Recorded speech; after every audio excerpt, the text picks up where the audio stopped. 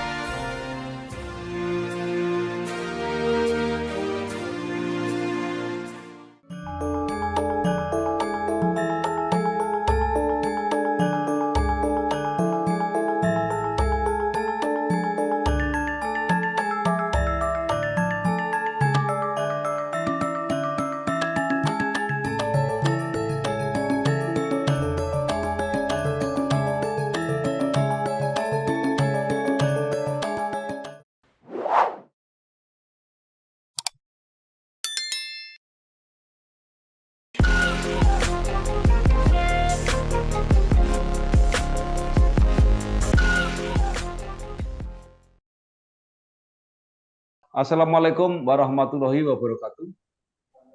Assalamualaikum. Bersama saya Bambang Sadurno di kanal Inspirasi Jawa Tengah. Mudah-mudahan kanal ini selalu bisa memberi inspirasi, motivasi, dan edukasi. Kami sedang mempersiapkan beberapa video wawancara untuk ikut memantau dinamika kabupaten kota dalam pilkada serentak, termasuk pemilihan Bupati dan Wakil Bupati Kabupaten Grobogan periode 2024-2029. Saat ini saya sudah bersama dengan seorang tokoh kelahiran Karangrayung Grobogan, yaitu Bapak Catur Sugeng Susanto, SHMH, yang pernah menjabat sebagai Bupati Kampar, Kepulauan Riau. Apa kabar Pak Catur? Alhamdulillah baik, Pak Bambang. Terima kasih. Ya, Pak Catur Sugeng Susanto, Bupati Kampar periode 2019-2022. Sebelumnya pernah menjabat menjadi Wakil Bupati 2017-2019. Pria kelahiran 5 September 1971 itu kini sedang mempersiapkan diri untuk ikut berkontestasi dalam pilkada Kabupaten Grobogan, baik sebagai bupati maupun sebagai wakil bupati. Nah, Pak Catur mungkin bisa melengkapi perjalanan singkatnya, termasuk mungkin ada cerita bagaimana dari orang Grobogan bisa menjadi bupati di seberang. Silakan Pak Catur. Baik, terima kasih Pak Bambang atas kesempatan ini. Sedikit akan saya sampaikan, ya, sharing pengalaman pada saat saya berada di Sumatera, khususnya di Kabupaten Kampar, Provinsi Riau. Jadi pada tahun 95, ya, niat kuat saya untuk merantau ke Sumatera dan sempat bekerja di perkebunan perusahaan swasta, perkebunan Sinarmas Group, dan alhamdulillah di sana didaulat teman-teman pekerja buruh sebagai ketua serikat pekerja SPPP SPSI, dan akhirnya didorong teman-teman pada tahun 2004 itu untuk maju di politik, ya, di Pileg 2004, dan ternyata juga muncul dukungan dari masyarakat secara umum, tidak hanya kalangan buruh saja, tapi masyarakat secara umum yang ada di desa-desa ekstra migrasi, sehingga sebagai mungkin simbol Jawanya mungkin seperti itu, dan alhamdulillah 2004 terpilih melalui Partai Golkar, Bapak. Dan akhirnya sampai 2014 di DPRD sempat menjadi ketua fraksi Golkar, dan kemudian dorongan masyarakat makin kuat, sehingga pada tahun 2017 kami dicalonkan sebagai wakil Bupati Kampar, dan akhirnya menjadi Bupati Kampar sampai dengan 2022 kemarin. Demikian Pak Bambang.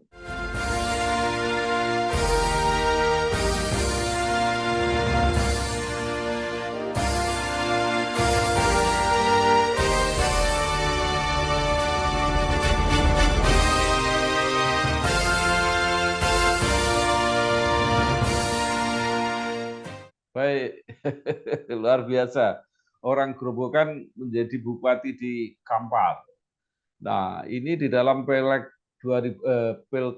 2024 di Grobogan, ada informasi bahwa Pak Catur ini akan kembali pulang kampung dan ikut berkontestasi di dalam pemilihan bupati dan wakil bupati Grobogan. Mungkin bisa diceritakan, Pak. Ya, terkait dengan majunya saya di Grobogan ini berawal dari kemarin pada saat hari Idul Fitri, Lebaran saya pulang kampung, jadi bertemu keluarga, dan secara tiba-tiba ibu kandung saya, ibu saya meminta saya untuk dipertimbangkan maju di Grobogan karena beliau sudah sepuh dan saya sendiri sudah dianggap cukup lama merantau di perantauan. Jadi setelah melakukan pertimbangan dan dorongan dari keluarga dan elemen masyarakat, teman-teman juga waktu muda, ya kami putuskan untuk bisa maju di Grobogan, Pak Bambang. Baik, untuk maju di dalam pilkada tentu harus melalui seleksi partai-partai. Nah, apa yang sudah dilakukan oleh Pak Catur untuk berkomunikasi dengan partai-partai di Grobogan? Ya tentunya dengan upaya-upaya kerja politik saya juga sudah mengikuti tahapan mendaftar di partai politik yang ada. Ini kemarin juga mendaftar di PKB dan Partai Golkar untuk sementara ini, Pak Bambang. Pak Catur mempersiapkan diri untuk menjadi bupati atau menjadi wakil bupati, Pak? Ya sebenarnya sih karena panggilan hati ya, panggilan jiwa dan permintaan dari ibu saya, ya sesuai apa bahasa saat ini kerennya itu wis wayahe Bali, wis wayahe Bali, kampung bangun gerobokan. Jadi kadangkala ini saya mau sebagai calon bupati atau wakil bupatinya ini kayaknya nggak menjadi skala prioritas, Pak. Dan saya tentu rasional juga sebagai politisi di waktu yang cukup dekat ini, ya tentunya kita juga ukur sejauh mana popularitas kita, elektabilitas kita nantinya ketika kita ingin bertarung. Tapi kemarin juga sudah ada upaya-upaya lobby, pendekatan-pendekatan secara baik ya, saling mengenal dan mungkin nanti dapat berpasangan ke depannya ya sudah kita jajaki, Pak. Untuk saat ini mungkin ya memposisikan diri sebagai wakil Bupati Grobogan, Pak Bambang. Baik, Pak Catur sebagai calon wakil bupati Grobogan pasti sudah mempertimbangkan siapa yang akan diwakili. Karena wakil ini lebih sulit karena kalau tidak ketemu yang diwakili nggak bisa maju. Nah, mungkin bisa diceritakan Pak Catur. Ya, ya karena seiring perjalanan kemarin ya pasca hari raya itu sampai saat ini ada komunikasi yang intens dengan salah satu kandidat bupati, Pak calon bupati, yakni sekarang Pak Wakil Bupati incumbent Pak Dr. Bambang Pujianto. Ya mereka juga menyampaikan secara mungkin apa ya rasional saja bahwa ada beberapa kandidat wakil yang ditawarkan ke beliau, tapi nampaknya setelah melakukan komunikasi dan membaca peluang-peluang, tentunya sharing wilayah. Ya, di Grobogan itu ada 19 kecamatan sharing wilayah, daerah terpadat ada di Karangrayung mungkin. Beliau bisa nantinya sejalan dengan saya, dan beliau tahu bahwa saya juga kader Partai Golkar. Tentunya harapannya ke depan akan semakin untuk koalisi kepartaiannya bisa lebih dapat gitu. Kira-kira semacam itu, lebih cocoknya dengan Pak Dr. Bambang ya, karena dia incumbent dan sudah dikenal, dan saat ini juga beliau memiliki keyakinan, keinginan kuat untuk menjadi Bupati Grobogan di usia yang sudah cukup senior. Demikian, Pak.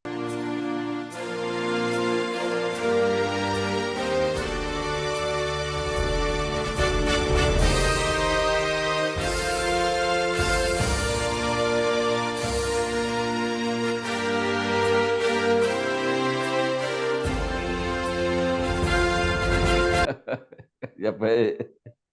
Nah, kira-kira menurut prediksi Pak Catur, apakah di Grobogan ini nanti pilkada akan terjadi head to head dua pasangan atau bisa lebih dari dua pasangan?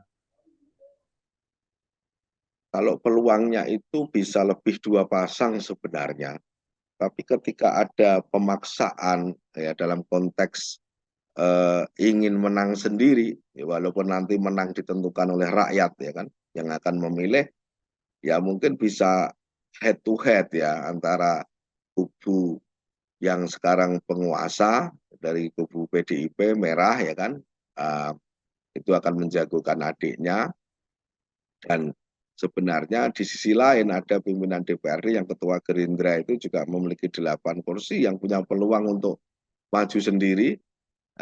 Di sisi lain ada lagi Pak Wakil Bupati, Pak Bambang yang juga punya 8 kursi. Dari PKB juga bisa punya peluang maju sendiri ketika memang bisa mendapatkan partai koalisi untuk melengkapi 10 kursi maju sebagai calon di Grobogan. Nah, saya rasa itu yang nasional sehingga masyarakat bisa dihadapkan kepada beberapa pilihan, Pak Bambang. Tapi yang namanya politik kita tidak tahu juga, yang beredar katanya harus lawannya kotak kosong seperti periode yang lalu ini kan, gimana demokrasi di Grobogan. Saya juga baru kembali, tapi saya yakini bahwa paling tidak minimalnya ada dua pasang deh untuk Grobogan nanti. Pak Catur walaupun cukup lama di luar Grobogan, tapi pasti karena ada keluarga sering pulang, pasti juga tahu masalah-masalah yang dihadapi oleh Grobogan. Jadi, apalagi mungkin malah lebih kritis karena orang melihat dari jauh. Nah, kalau menurut Pak Catur, apa sebenarnya persoalan-persoalan pokok di Grobogan ini yang harus diatasi paling tidak 5 tahun yang akan datang? Ya, hal-hal secara umum memang ini persoalan pertanian dan perekonomian masyarakat, Pak. Itu dari beberapa kali saya melakukan keliling dan pertemuan dengan beberapa tokoh-tokoh dan kelompok-kelompok masyarakat menyatakan itu, bahwa sampai saat ini juga masih aspirasinya itu masih ke hal-hal yang memang menjadi kebutuhan yang pokok ya. Kalau di Grobogan itu kan pertanian. Jadi pertanian tidak terlepas daripada infrastruktur pertanian dan sarana prasarana maupun pupuk. Ya, yang terjadi di Grobogan sampai saat ini adalah kelangkaan pupuk, dan pupuk itu susah, bahkan mahal, irigasi tidak memadai. Hal-hal inilah yang menjadi memicu kita tantangan-tantangan yang harus kita selesaikan ke depan, termasuk irigasi.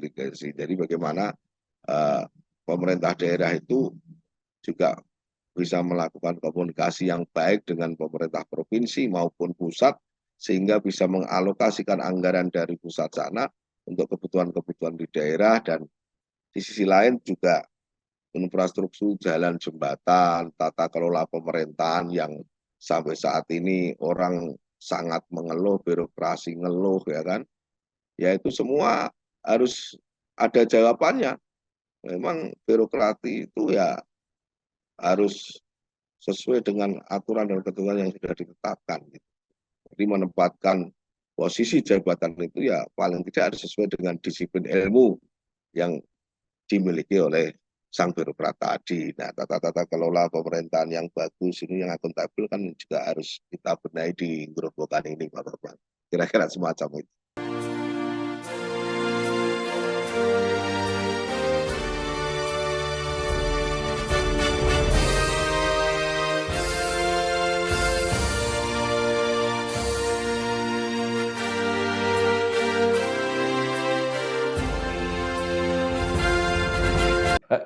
Baik, Pak Catur ini luar biasa. Calon yang sudah punya pengalaman menjadi bupati. Nah, menurut pengalaman Pak Catur, selama ini apa yang kira-kira bisa diterapkan di Gerobokan? Kalau yang harus diterapkan di Gerobokan itu paling tidak ya kita harus bisa merubah secara perlahan ya, dari tata kelola pemerintahan, ya kan, dari program-program yang memang akan menyentuh masyarakat, yang memang bisa mengentaskan kemiskinan, ya kan. Masih banyak anak putus sekolah di Gerobokan, ya kan. Isu stunting yang juga memang harus segera ditangani, infrastruktur pertanian yang harus segera ditangani. Banyak sebenarnya Bapak, tapi paling tidak selaku kepala daerah tentu harus berpikir secara objektif bagaimana daerah itu maju. Kalau saya melihat Gerobokan ini adalah daerah sentral ya. Gerobokan ada di tengah-tengah, dari Blora, Pati, Kudus, Solo, dan Semarang. Jadi ini membutuhkan aksesibilitas yang memadai, yang lancar. Kalau kita melihat saat ini, posisi tol itu ada di Demak, dan yang dari Solo ada di luar Solo. Kenapa tidak? Ini ada sebuah semacam perjuangan besar, sehingga tol ini connect nanti, exitnya bisa di Gerobokan atau Purwodadi, yang bisa menghubungkan Blora juga, sehingga eh, ini akan menjawab, karena akan timbul pertumbuhan-pertumbuhan ekonomi yang baru di sekeliling exit tol tersebut, Pak. Nah, pemikiran-pemikiran inilah tentunya yang harus menjadi perhatian kita bersama demi Gerobokan yang lebih maju di masa yang akan datang. Ya. Pak Catur tadi mengatakan sudah banyak ketemu dengan masyarakat Gerobokan. Nah, apa yang sudah dilakukan Pak Catur untuk berkomunikasi dan menyerap aspirasi masyarakat Gerobokan? Ya, dengan adanya saya diundang kemarin, kegiatan-kegiatan seperti kegiatan seni budaya, kegiatan yang tradisional seperti acara-acara sedekah bumi, itu hampir di tiap desa itu melaksanakan itu. Dan alhamdulillah saya 2 minggu di sana juga diundang terus, Bapak, sehingga langsung komunikasi dengan masyarakat desa yang ada di desa masing-masing. Mereka menyampaikan, tapi rata-rata keluhannya tentang pertanian, infrastruktur itu, dan mahalnya harga-harga bahan pokok gitu. Tapi paling tidak kan semua akan terjawab ketika memang ini nanti bisa dikombin dengan baik ya, antara pemerintah daerah, provinsi, dan pusat. Karena Gerobokan ini adalah sentral menurut saya, strategis, dan Gerobokan itu kan daerah tua, Pak. Jadi sebelum ada itu malah kerajaan-kerajaan itu, kalau sejarah yang kita lihat, malah Gerobokan itu adanya kerajaan Medang Kamolan ya, yang mana ada raja yang dolim sehingga ada utusan yang bisa menyelenggarakan, dan sampai saat ini situsnya masih ada. Adanya Mataram, Islam, Jogja, Solo itu juga berawal dari Gerobokan, adanya Situs Makom, Ki Ageng Taro, Ki Ageng Selo, Getas Pendowo, inilah yang menurunkan Raja-Raja Mataram. Artinya apa? Gerobokan tidak bisa dipandang sebelah mata. Gerobokan juga tidak boleh dilupakan. Gerobokan punya sejarah tersendiri yang harus kita bangun bersama sehingga menjadi peradaban yang luar biasa. Tata kelola pemerintahnya bagus, masyarakatnya bagus. Jadi orang dengan gerobokan tidak lagi gerobokan yang jalannya rusak itu. Nah, tidak seperti itu. Tapi gerobokan yang hebat ke depannya gitu. Saya rasa gitu Pak Bambang.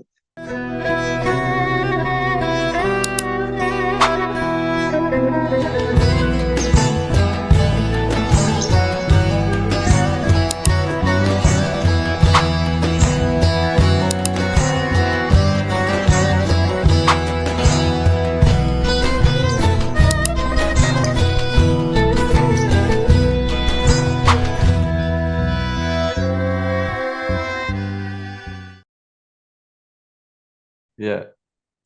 Nah, Pak Catur mungkin sudah juga mempelajari bagaimana kontestasi elektoral di Grobogan. Ya, saya tidak tahu banyak kalau di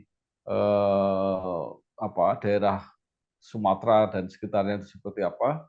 Nah, menurut Pak Catur, mana yang paling kira-kira berpengaruh untuk seseorang itu menjatuhkan simpati dan pilihannya? Apakah karena ketokohannya yang bersangkutan, atau apakah karena jaringannya yang memang kuat, atau apakah karena dukungan finansialnya yang kuat? Ini mana kira-kira yang paling berpengaruh di Grobogan, Pak Catur? Beberapa survei mengatakan bahwa paling tidak itu ketokohan yang bisa menjawab, ya, menyelesaikan persoalan-persoalan perekonomian yang ada di Grobogan. Ya, itu yang mendominasi pendapat masyarakat, tidak mempermasalahkan hal-hal yang lain, walaupun di sisi lain tentunya pengalaman itu sangat dibutuhkan, pengalaman di dalam memimpin. Kalau saya melihat kok Pak Bambang, di Grobogan ini juga kok kayaknya gimana ya, sudah tahun politik seperti ini sudah mendekati, tapi ya animo masyarakat kepada beberapa calon itu ya kurang greget. Dan kayaknya memang ingin adanya sebuah perubahan, pembaruan yang lebih besar, ada muncul tokoh yang nantinya berpengalaman menjawab semua tantangan-tantangan yang disampaikan oleh masyarakat. Walaupun di sisi lain kan tentu yang namanya kos politik itu ya barengin lah, kira-kira semacam itu. Di harapannya masyarakat itu ada pada tokoh yang kira-kira bisa menyelesaikan persoalan-persoalan perekonomian yang ada di Grobogan, Pak. Ya, baik. Di Grobogan petahana sudah 2 kali, jadi sudah tidak maju lagi. Apakah ini tidak mengundang banyak tokoh-tokoh baru yang potensial untuk mengikuti kontestasi pemilihan bupati dan wakil bupati? Ya, seharusnya demikian. Malah saya juga heran menengok apa ini negeri kelahiran saya ini Grobogan, ya, dengan tidak majunya petahana paling tidak harus muncul beberapa tokoh, tapi kenyataannya tidak. Ada rasa semacam ketakutan, ada semacam rasa yang terbelenggu bahwa kalau kita maju juga kita akan kalah, kita maju kita akan kalah dengan sana karena punya sumber daya, mungkin seperti itu. Beda loh Pak dengan saya ketika maju di Kampar. Kami maju di Kampar itu ada 5 pasang, Bapak. Jadi di Kampar itu ketika ada momentum kontestasi macam pilkada pilgub itu yang daftar itu sudah banyak puluhan gitu. Tapi di Grobogan ini enggak, yang muncul hanya 1-2 adiknya petahana, ya kan, atau anaknya, ya kan. Terus kubu lain ya karena incumbent wakil bupati gitu, yang lainnya nggak berani gitu. Nggak berani itu apakah tidak memiliki kemampuan atau ya saya melihatnya ya tidak ada kemampuan di dalam bagaimana meyakinkan kepada elit partai dan meyakinkan kepada masyarakat bahwa dia sanggup dan mampu untuk bersaing dalam pilkada. Seharusnya itu, sehingga rakyat dihadapkan pada beberapa pilihan. Demikian Pak Bambang. Baik. Pertama ada faktor yang membuat para kandidat ini agak ragu karena keputusan untuk bisa nyalon dan tidak itu ditentukan oleh pimpinan partai di pusat, sehingga tidak segera ada kepastian siapa akan maju. Nah, kemudian yang kedua, waktunya sangat tinggal singkat untuk sosialisasi. Nah, menurut Pak Catur, apa yang harus dilakukan strateginya ini? Kalau menunggu sampai rekomendasi turun semua, nanti semakin sempit waktunya. Padahal tadi Pak Catur mengatakan dibutuhkan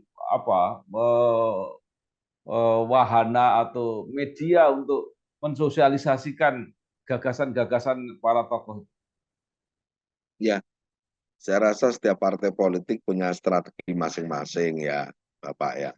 Kalau di Partai Golkar itu strateginya dengan memberikan surat tugas kepada kader yang dianggap mampu dan untuk bersaing di pilkada.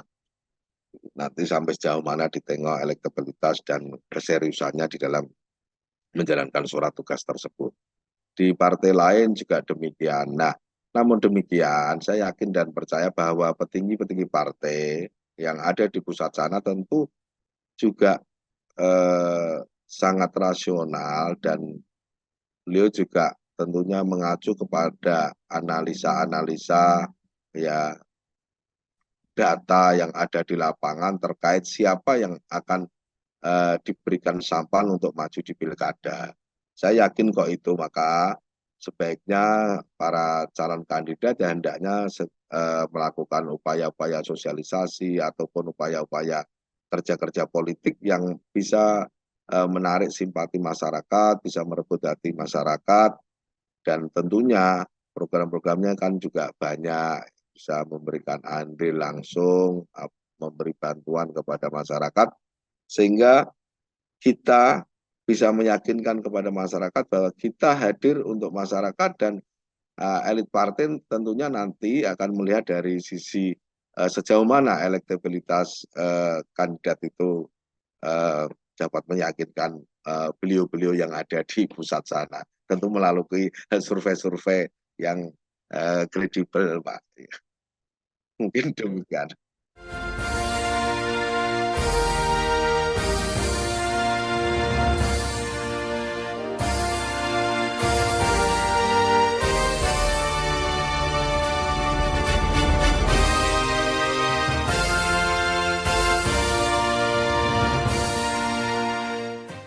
Ya, terakhir Pak Catur, apa yang ingin Bapak sampaikan kepada masyarakat Grobogan supaya tekad Bapak untuk mengabdi ini diketahui dan kemudian diapresiasi, dan pada saatnya nanti akan membuat mereka menjatuhkan pilihan. Jadi kalau pasangannya sudah jelas berarti pasangan Pak Bambang Pujianto dan Pak Catur.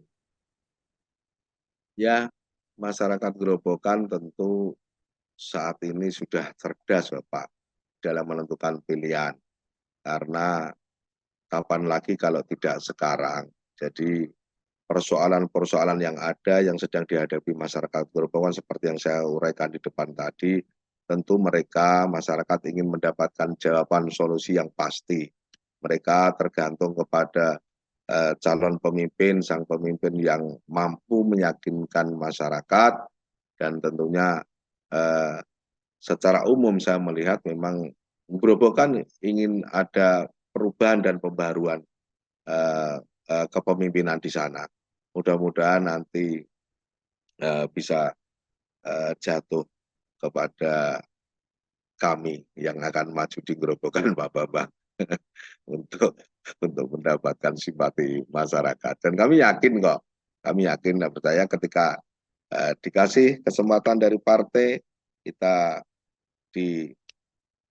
ditarungkan ya untuk pilkada Grobogan, saya masih yakin bahwa kami akan keluar menjadi pemenang di 2024 ini untuk memimpin Gerobokan ke depan.